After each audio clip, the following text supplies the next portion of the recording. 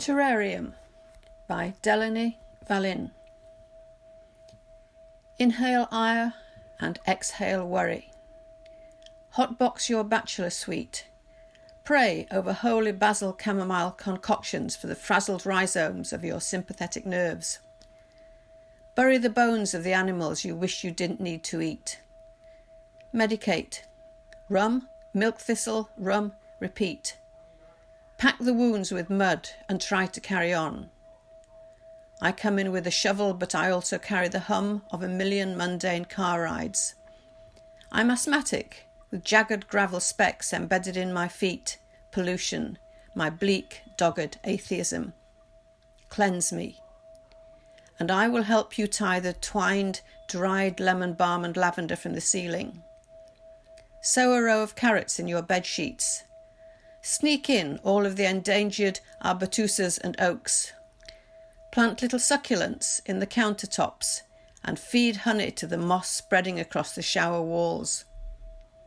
Filtered water for the willows and coffee grounds for the fig trees. Lay with me on the dirt-covered linoleum and place your pomegranate seeds on my tongue. Let's turn this soil together. Look how good, how grounded.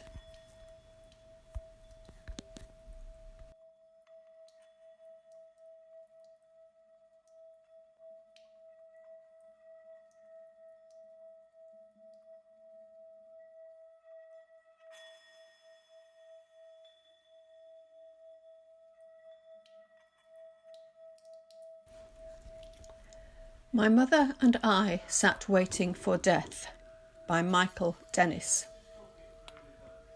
My mother and I sat waiting for death. We both assumed he'd be coming for my mother, and we were right. We sat on the kitchen chairs my father had upholstered when my baby sister Judy was born. We sat there and watched the arms of the clock chase each other as the sun went round the earth and the cat outside circled the house, secure in the not knowing that death was waiting. Most of my mother was tired and ready. She understood there was no turning back. She wasn't eager to meet death, but in the end he couldn't come fast enough. As the sun set and then rose just like every other day, somewhere a cloud, some rain, another place, flowers.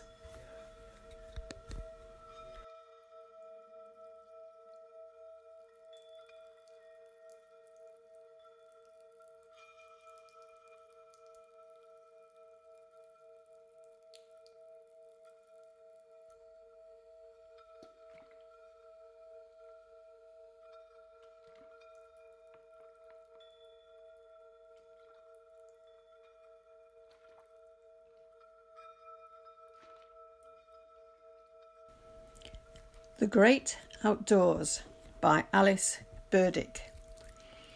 Ready for the oxen and the aliens. Mud troughs and kittens with extra thumbs. Grasshoppers galore make the fruit flies fly. Not that they need the prompts. Anyway, if I were an insect, I'd want to live far from humans. Life is something that involves wings and short shrift in the tall grass.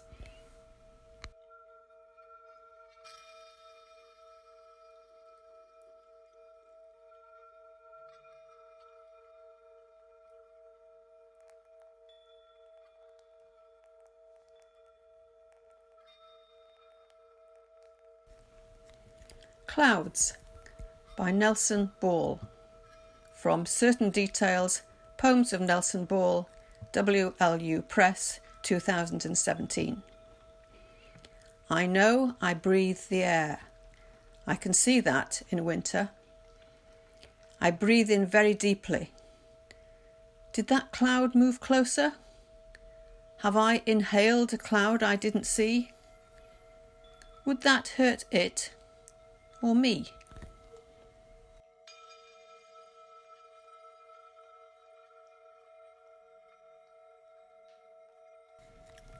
Sentence by Steve Venright. 1. This sentence uses only recycled words. 2. Using this sentence for any purpose other than communication or information storage may be dangerous. 3. This sentence began life as an artifact. 4.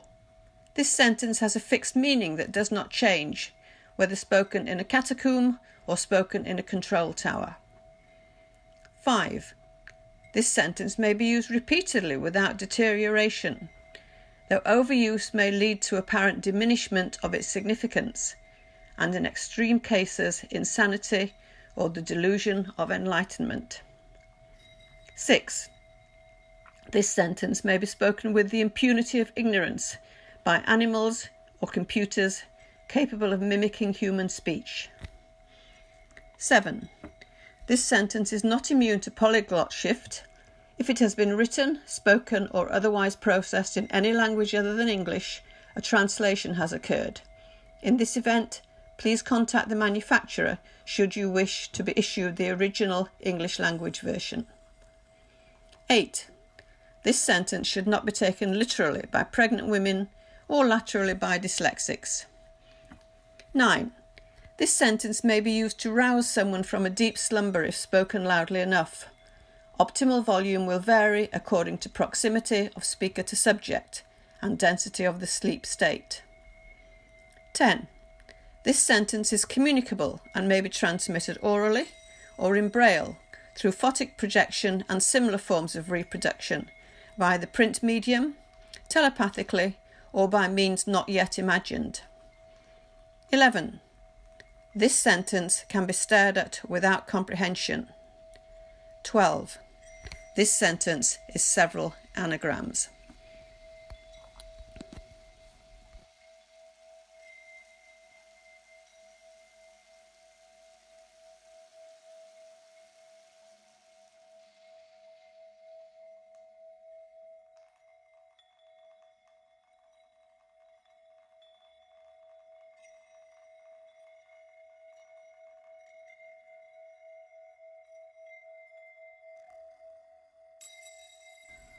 Song by Gary Barwin. Old Mother, do you know me? I have not swum with you for years.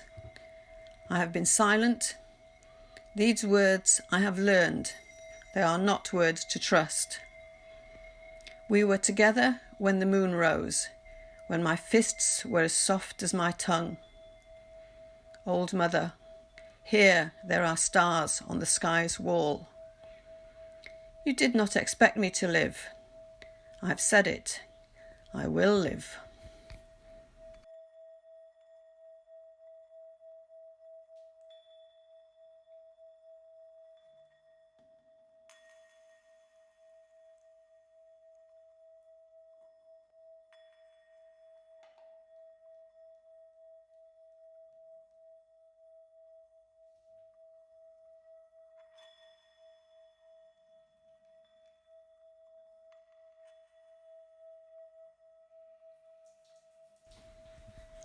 "31 Awakenings" by Jason Camlot. Awake to tang of skunks and ashamed dogs. Awake again to mumble to the name. Awake to talithed troubadours in song. Awake to snappy sacred melodies. Awake to frantic cell phone shuddering. Awake to Canaanite head vibrations. Awake to expired tickets for the day. Awake to persuasive chemical woe. Awake to strange hotel rooms in your home. Awake to slip your pants onto your arms. Awake to ghosts with condescending smiles. Awake to blips of sociopathic birds. Awake to warring sparrows, stabbing robins. Awake to loss of words and cloying hum. Awake to late onset aphasia. Awake to dollar store radio zaps. Awake to partial feeling in your tongue. Awake to find the medicine cabinet gone. Awake with allergies to skin and air. Awake to sense your toothpaste tube feels pain. Awake to feel your razor blades are teeth. Awake to indecision about shoes. Awake to dress in someone else's clothes. Awake because that's what a good son does. Awake to see your windows are mirrors. Awake to visions of barren fields. Awake to pop 3 tiny pink cupcakes. Awake to slouch with coffee on your stoop.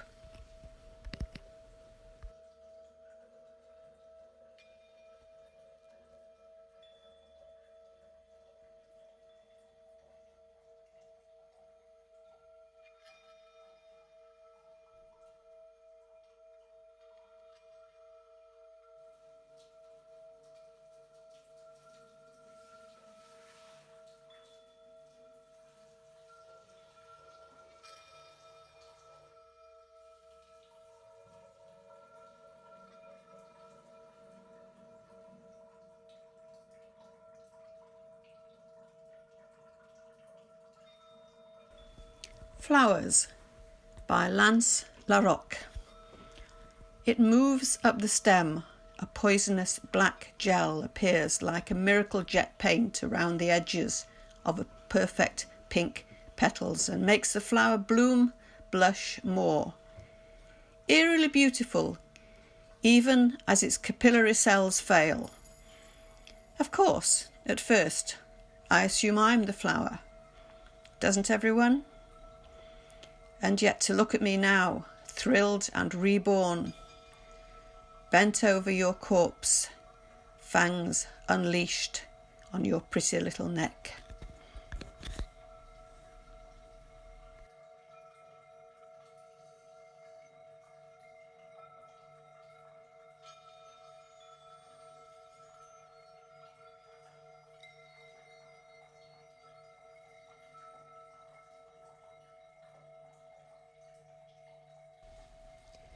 Direction by Ayesha Chatterjee. The wishbone, though, intact and delicate, like a canoe slicing through the nothingness that should have been a heartbeat.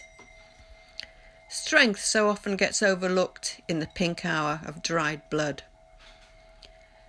And so we miss the open mouth of determination, the way a foot is lifted not towards or away from, but against.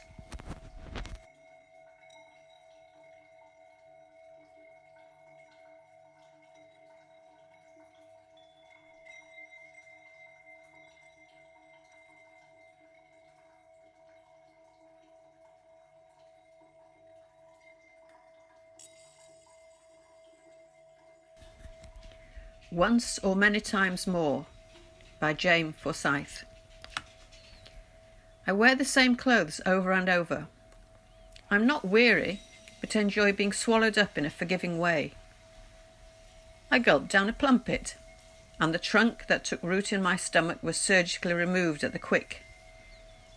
It is easiest to recall what I tried only once, the rituals most quickly discarded. Over and over, I wear people out.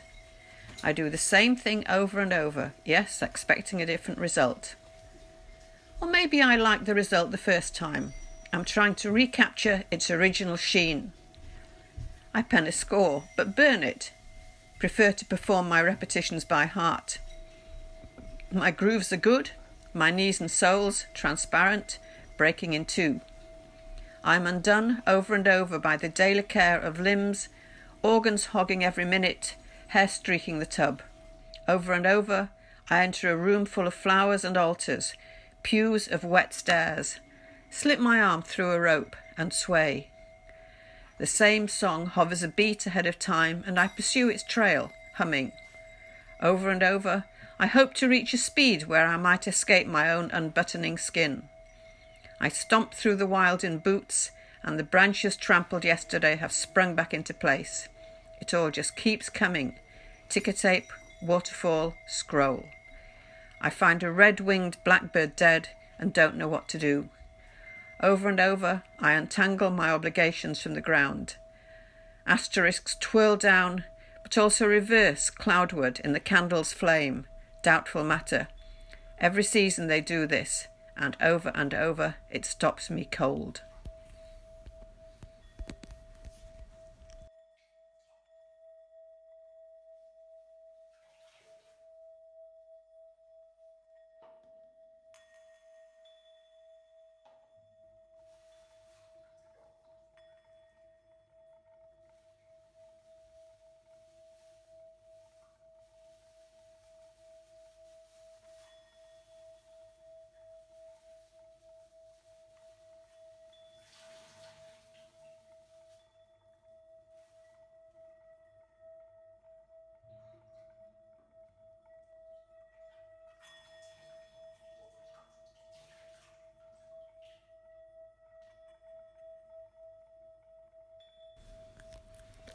Beware the failure of imagination.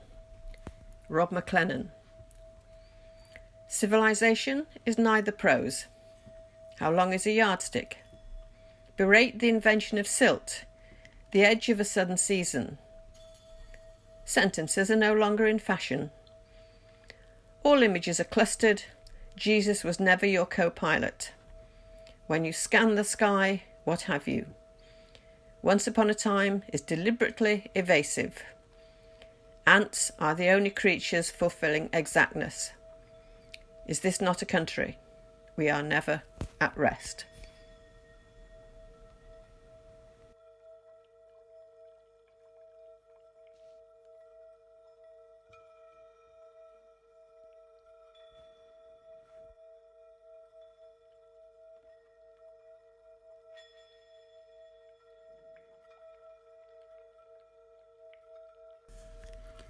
Conniption Sauce by Stuart Ross. I am enthralled as I sink, nose first, into a daily miracle on the side of a confused hill over which teem a corridor of tender knives. I am the inventor of Conniption Sauce. The costume I wear is that of my worst enemy peering into a billowing funhouse mirror. Did it ever occur to you that you were born into a wet barn on a cruise ship? I don't know if it's even true, but it's a fact. My teeth clench my heart. Do yours? I'm sorry, I gave you the slip on the edge of whatever happens to be Main Street. A number of gargoyles still love you, even though you are so-so.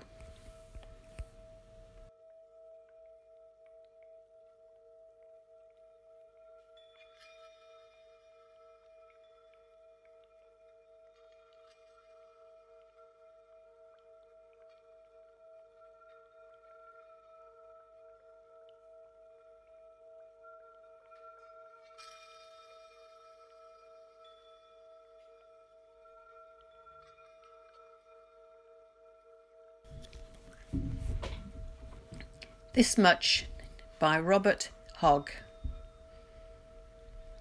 Is remembered how the sea, or from this place the bay opened westward, stretched out to the sun, or from the south, from this perspective, a man, the black ridge of the coast range at his back, as his face is toward the sun, and one with it goes down, his spine bent slightly westward, as the sea bends out from the land's edge, as the man stands bent upon it to receive.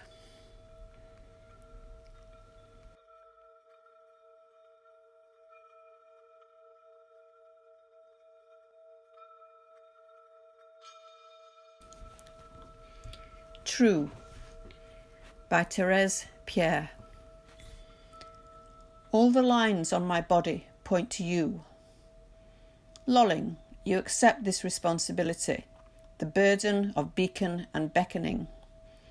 Rubbing your skin feels like rubbing a magic lamp, letting you change my life in 3 ways. 1. My parents kicked me out in the middle of winter. I was an adult then, but also impure, they said. Under which wing would the wide world tuck me? Your arm was tattooed and smelled like mint. I, mimicking sleep, hoped your own flesh would not rid itself of art. 2. Someone who knew someone who had a crush on you did a thing for me. And then my work is in the hands of the most mighty. They fly us to LA. On the beach, your hands are on my bare stomach, exploring passively with tamped down wonder. No mistakes here, you say, when I turn on my side. All good, all different, all generous. 3. I can't pin down the object of your desire, or, as you call it, hot respect. Do I allow myself to be used by you? I suspect something within myself, in the lamina between rain and saltwater spray. You love to debate this, to prove to me that I can prove to myself I know my name. I open my mouth to say my name, and we share consonants. Each star in my eyes is a kiss. Each hair on your head is a manifesto. The skin of us, once more, takes more.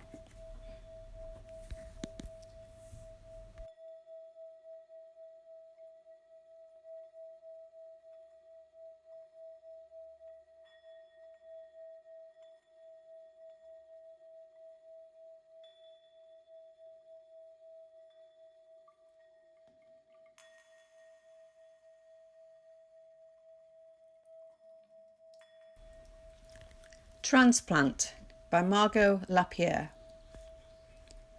I cut the blackened stem, its insides damp, stringy, smelling of hair dye. Put the rest in a vase with tap water. I heard new roots sprout from the wound.